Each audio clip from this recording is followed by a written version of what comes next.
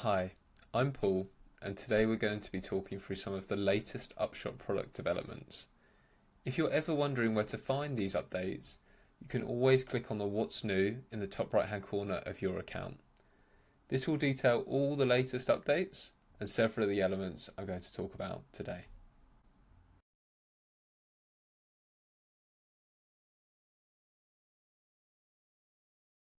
So the first feature is the ability to access the individual shareable links for standard surveys.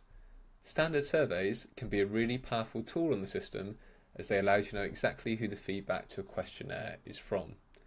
This development should increase the flexibility of this tool.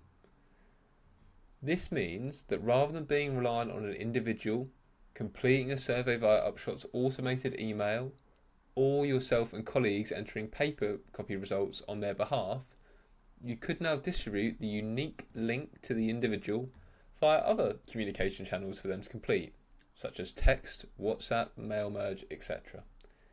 These links can be accessed on an individual basis, or they can be downloaded and exported for all individuals that have yet to complete a survey, as shown here.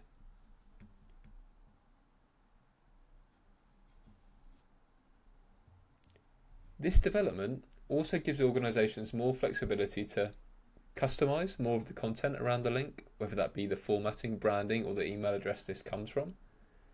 It gives them the flexibility to send this link directly to other contacts who should be completing this on an individual's behalf, maybe such as a referrer, therapist, or parent. This link also gives us the ability to send reminders to individuals on a one-by-one basis, rather than relying on the ability to send reminders to everyone at once.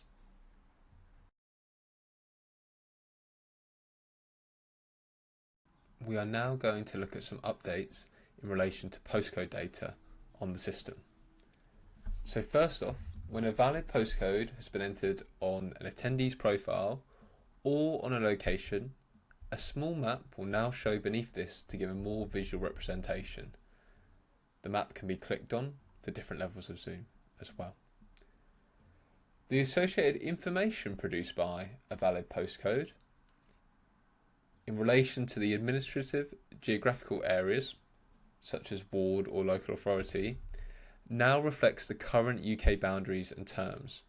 Users will notice this change on the summary of an attendee profile, but also in relation to the filters available on the people report and any associated exports. Finally, we have introduced Republic of Ireland postcode and associated index and multiple deprivation data to the system. This allows organisations based in Ireland or working cross-border with the British Isles to benefit from reporting the associated information around electoral divisions, as well as the ability to use the map report.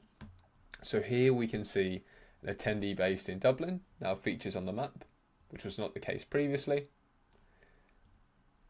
And we can also look to apply the overlays in relation to Ireland and the electoral division here as well now.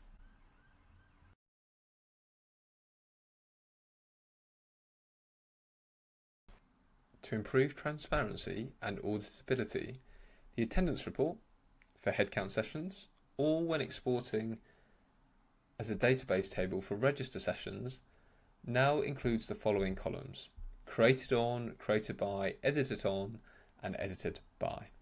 This will allow organisations to see which user created or edited a session and when.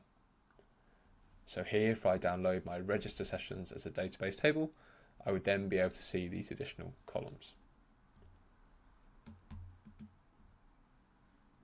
The column order of the export is grouped into distinct parts. First off is all the associated information around the session, so the activity, the location, the date, the time, and the duration.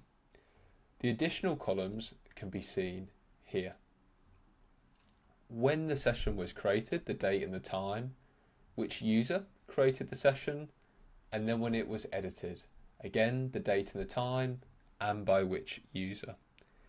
Editing the session includes changing the session details such as the time, date, or location of the session, as well as adding or amending a draft or submitted register for the session.